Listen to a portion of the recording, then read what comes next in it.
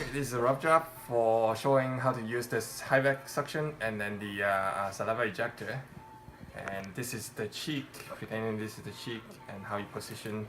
So what I do is I use my saliva ejector as a cheek retractor. I would go ahead and move it, and then this would be what I use to suction at the time of the appointment.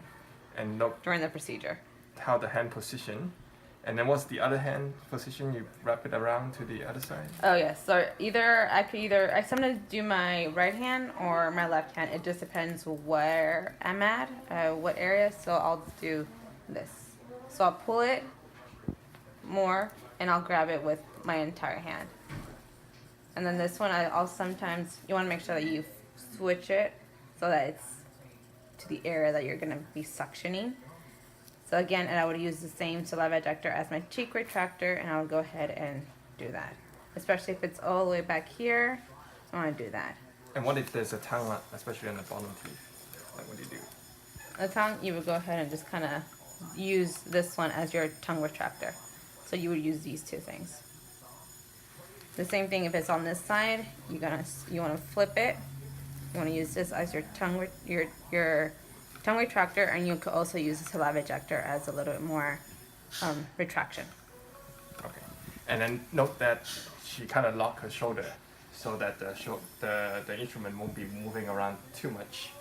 Ideally, you will lock your hand so that you free up the other hand to grab other instruments. So, or even sometimes, say you need both suctions, or you could just put one down. I'll go ahead and flip it over here. And then I'll grab whatever instrument doctor might need next, or because you'll know once you start working with well, I know what he needs next. I kind of anticipate his needs, and that's what, as an assistant, you're supposed to do. You anticipate what he needs, what he'll need next. You're always one step ahead of him.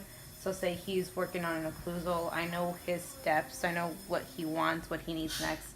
So say he's right now doing number 19 occlusal, so he's finishing up, and so I know once that's been cured, I know towards the end he'll check, make sure there's no voids or anything, and then I always have a 2x2 to wipe the instruments off, make sure there's no composite material or anything, and it's clean for him to use.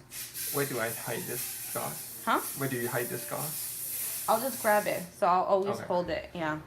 Do you need alcohol on it, or just? I do put a little bit of isopropyl on it, just because I like to make sure I have something there. You don't want to saturate it. You just want to make sure it's a little bit damp, so that way you're able to wipe all the instruments off.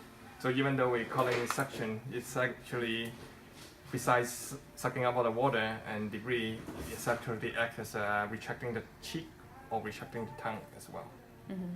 Okay, I think that's pretty good.